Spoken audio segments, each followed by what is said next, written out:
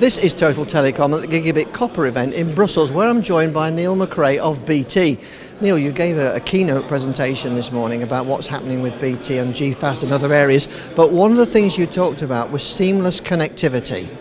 Yeah, I think when we mean seamless connectivity, we actually mean from a customer point of view, we want them to have the best experience. We want them to use their phone, use their laptop, use their applications, do whatever they do as part of daily business, be it a consumer or be it a business customer, that they're able to do the tasks they need to do on the network without having to worry about are they on fixed, are they on wireless, are they using the right capabilities.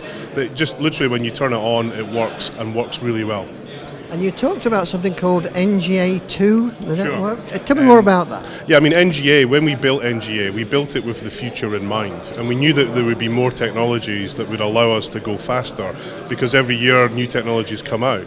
NGA2 is an evolution of our NGA1 architecture, which is all about delivering ultra-fast capabilities from the cabinet or via fibre. So NGA2 is really focused on our g.Fast build and rollout, but also increasingly also where customers demand it, particularly on the business side, we'll also be able to deliver fibre from NGA2.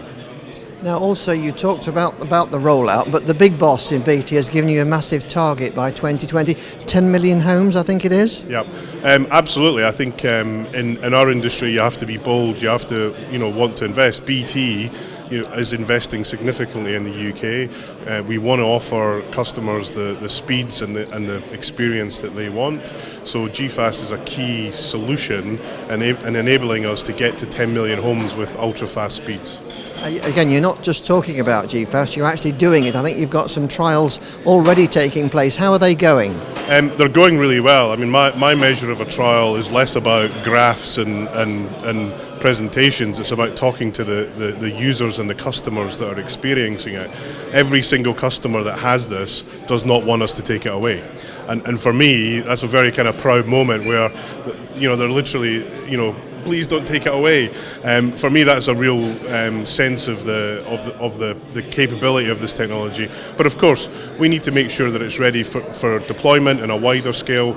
How does Wi-Fi work in the home? How do businesses leverage this capability for cloud-based technologies? And we're working to optimize the whole delivery model, the in-house technology, so that customers can use this, as I said earlier, in a seamless way. But one of the things that we're noticing is the knock-on effect in the fact, I think you said traffic demand had grown 50% in the last year alone. How's that affecting transmission? It's given us an interesting set of challenges. I mean, we're driving in the transmission space to be able to use up to 5 terabits a second per fibre, and we see a path to doing that. Clearly, as we build more bandwidth in the access, the core network needs to be uplifted in the same way.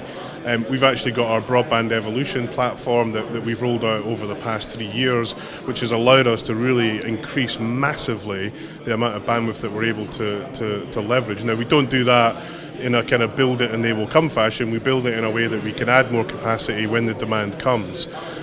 We've rolled out our NG-DWDM platform, which is a kind of the latest and greatest optical platform that allows us to do terabits of capacity.